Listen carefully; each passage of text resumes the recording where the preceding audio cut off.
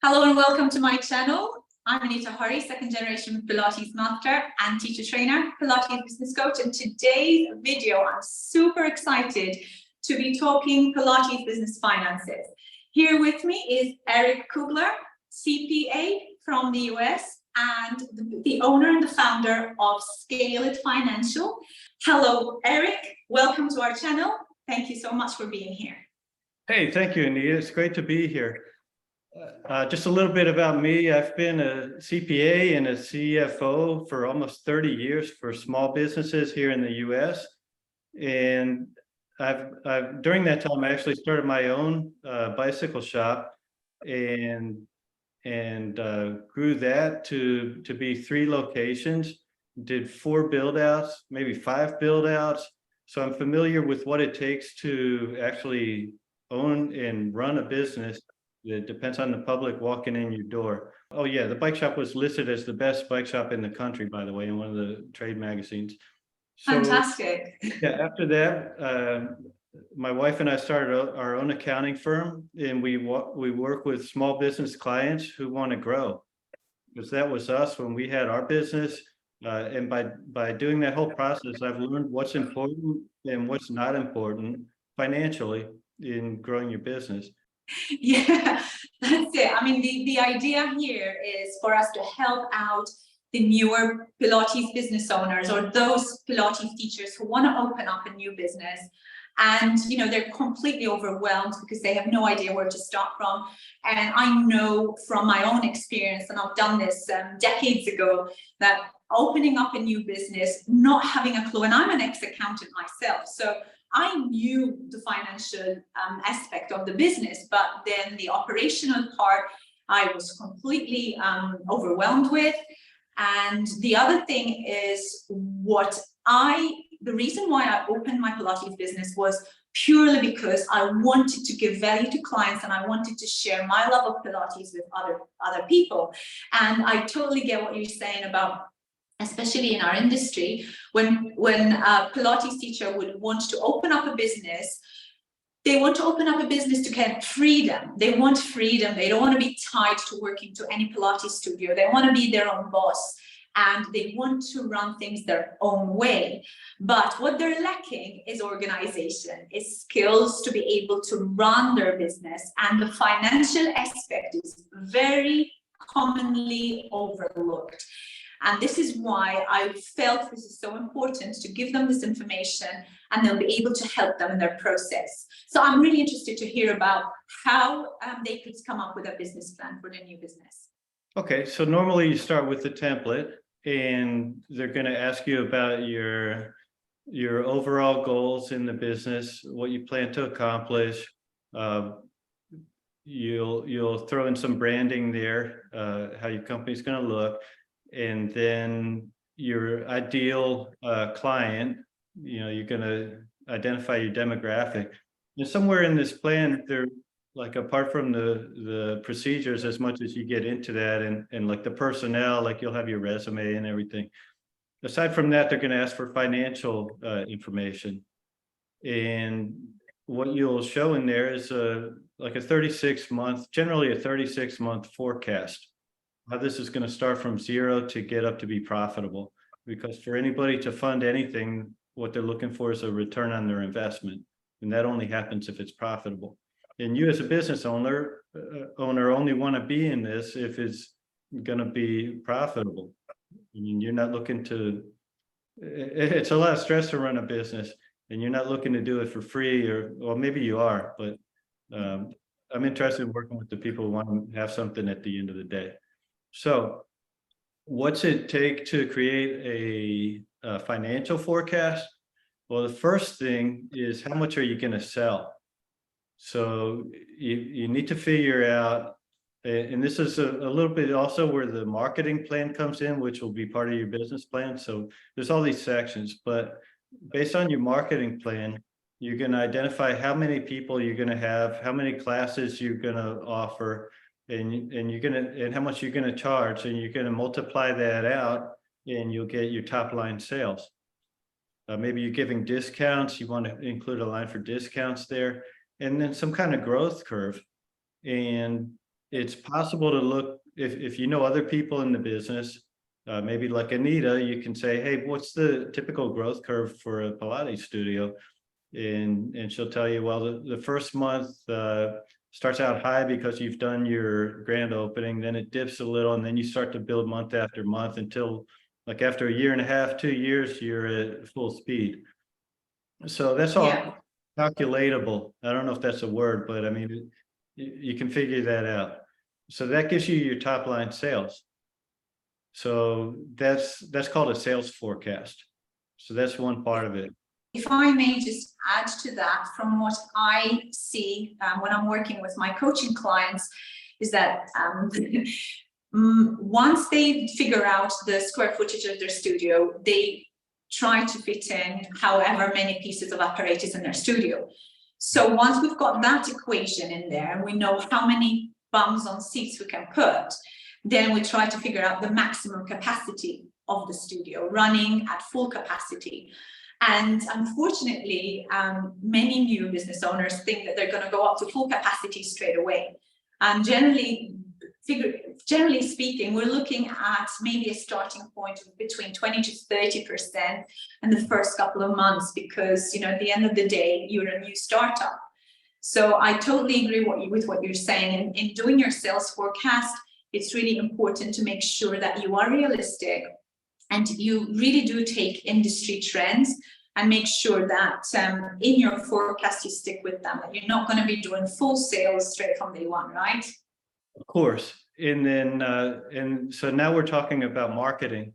Like in my business, I spent all my money in my build out, and then finally got open after the summer season had ended and people stopped buying bicycles, and I had all this inventory, and I opened the doors, and guess what? Nobody came in. Actually, one guy came in on a 2-stroke bicycle that he had built himself, and he just wanted to show it off. He didn't even buy anything.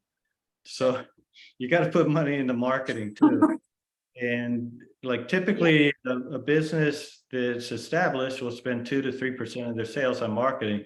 But in the early months, you're going to be spending a lot more than that because your sales haven't started yet. So typically in the first year, you spend like 6 to 8% of your sales in marketing. And when I say that to some clients, they think, okay, so you mean I should go out and buy Google ads and Facebook ads? No, man, be clever. That stuff doesn't work like it used to. So be clever with it. What we used to do is throw parties. Instead of pouring all our money into online or print media, we throw money into having parties so people could come out and they go on rides with us for free. And I provide a like a 3-piece or 4-piece little orchestra there, quartet, and food and a destination. And that's the key to our success. But that came after not knowing what to do and just racking our brains how to do things differently. The traditional wasn't working for us. That's the beauty of seeing business in this day and age. The kind of things people are coming up with are incredible. Also, I'll give you one more example. I worked with a company who the founders had been in a previous company, and they got $16 million in funding to take their product nationally, and they blew through it. They were down to they're scraping the bottom of the barrel on their funding. Their runway had ended, and they had a meeting. Hey, we're going to run out. Like, what do we do? And somebody came up with the idea to have a contest. And the contest was that you buy a product, you take it for 3 weeks every day. And if you don't, and this was a probiotic they were selling, Good Belly. If you don't notice a difference for the positive in 3 weeks, we'll give you your money back, and it saves the company. So if you can do contests, like if you don't feel better within 3 weeks of starting our classes, we'll give you your money back. People want to feel better, right? It's worth anything. Absolutely. That sounds awesome. And what did that cost you? Nothing, because actually nobody wanted a refund, because what they were selling was the real product that really worked. And in your business, you do that as well. One thing that I always preach to my clients is that they should at least give them, rather than giving them a free session, they give them an induction package, which means that they'll introduce them to the apparatus, introduce them to the equipment, and then if they don't like their session, and they do get their money back. So yeah, that's like a taster, but that's a really good way to introduce people to the studio, introduce them to the sessions, and also give them the confidence that they come in and they're losing nothing. What you're losing is your time, but that's one marketing cost that you need to absorb in the view of growing your business. Yeah, sure. Especially when you're getting established. Any of lost sales, or in a situation like this where a client would ask for their money back after their induction process, could be added as a cost to the business, right? Well, you're already paying that cost. So you're paying that cost if you have an instructor who you're paying, or also if you're giving them your money back. What we do in accounting is we track every dollar and cent. So we track it coming in as a sale, and then when it goes out, we would count it as a discount or a refund. And we track that over time to make sure that your refund rate isn't increasing on you. Because if it is, then you need to figure out why and fix the problem. And if it's decreasing, that's even better. What are you doing to decrease it? Perfect. Okay, so then you've got your fixed and variable expenses. Fixed expenses are easy. That's your rent, just anything you need to pay every month, your phone bill, your utilities. I mean, that's going to be the same no matter what. And then on the variable side, you have your labor costs, most importantly. And then anything else that fluctuates with the sales.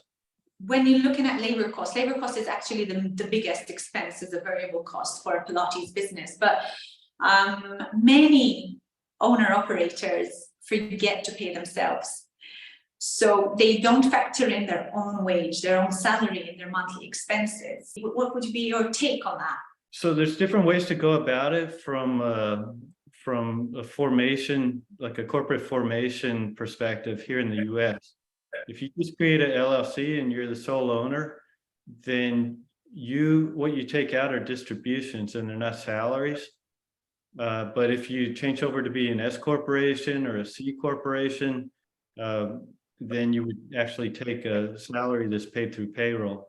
So on a purely GAAP or generally accepted accounting procedures document, like a profit and loss, you would include your wages as wages if you're a C corp or an S corp, but otherwise it'd just be a distribution. It wouldn't appear on your PO, so it can be confusing for people.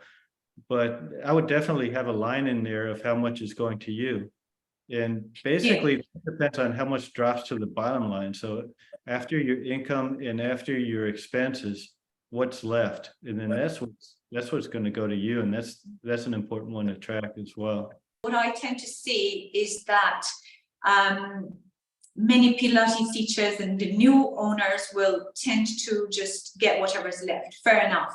But if they have to do the calculation and what they would be paid per hour if they were working for somebody else to the average hourly rate that would come to them once they've calculated all their hours that they've worked in a year and their profits, then if that's any lower than what they would get paid working for somebody else, then there's something wrong, right? Yeah, absolutely. I found myself making less than somebody would make at McDonald's in the early years of my business for the hours I put in. Oh my God, I was there till 2 a.m. doing construction, getting sick. Yeah, absolutely. So yes, definitely a good idea to have your goals of what you want to make. And you can actually put that down on the bottom line and then figure out what has to change on the top line to get you there. So maybe you need to do more sales, maybe you need to spend less money. But if you can't figure that out before you start, and it needs to make sense. Like you can't have super high sales right from the start if you don't have a super clever marketing plan. So it has to be doable. So you need to, again, look at your class size, look at the revenue per square foot, and figure out what's doable and then work that down and make sure that everything adds up to the salary that people want. But knowing it in the early months, unless you got a lot of money to invest in marketing right off the bat, then you got something unique and you really hit upon something, then your earlier months you're going to get paid less. So then you map that out over 36 months and you see where it ends up. And if it doesn't end up where you need it to be, you go back and rework the numbers and you rework your plans into something that makes sense to be able to get you there. If you still can't get there, then you probably shouldn't go into business. Yeah, that makes a lot of sense. Especially if you go into it blindly and not knowing exactly what your income is going to be, at least your projected planned income is going to be. Yeah, so I work with businesses. Sometimes we've been in business for a year, 2 years, and we do their first financial plan. And I show them how everything's trending and where it's going to end up. And sometimes they say, great, I'm fine making that much money. And sometimes they say, well, hold on, you mean I'm just going to break even my 3rd year? How's that possible? Okay, well, here's the numbers. What can we change? And then they start digging in, and that's where the management comes in. That's where the guidance and being a leader comes in. Yeah, and I can't stress this enough that they should start taking financial advice straight from the word go, actually before they even open their business, because they could be making very crucial mistakes in their planning process. And maybe there are things, maybe there's funding that they're missing out on. Maybe there are loans that they're missing out on. So only a good accountant will be able to help them with this and advise them appropriately. And I know you're incorporated in the US, so I know that you'll be able to give advice to anybody in the US. How does it work with different states? Because I know that in the US there are different laws in different states, right? Yeah, so those laws would impact your licensing, and generally you take care of that before you even get your permit to open your business. It's called a certificate of occupancy. So you would need to take care of any local laws regarding to health or touching people or whatever it is, and have any certifications you need before actually getting your C of O. But after that, then there's sales tax on the state level. There's no sales tax on the national level. But anybody in the US or anywhere who wants to do up a forecast, we're happy to help with that. There's actually a lot of funding available that people don't know about through the Small Business Administration. And we can also initiate those loans. We can help you with the loan process. Brilliant. That's awesome, because again, there's a lot of initial investment from Pilates business. The equipment is not cheap, and brand new equipment costs. It's a huge investment. And if there is access to good funding and doing it in a clever way to be able to sustain you, because as we know that the majority, there's a big chunk of Pilates, of businesses rather, that fail after a year, that's purely because they're not planned properly, they have no focus, and they have no direction into where they're going to be. So having this advice straight from the start, getting access to the right funding, and then having someone that will be able to guide them, especially through the first crucial year, so then they'll be able to explode and fly on their own, is hugely important.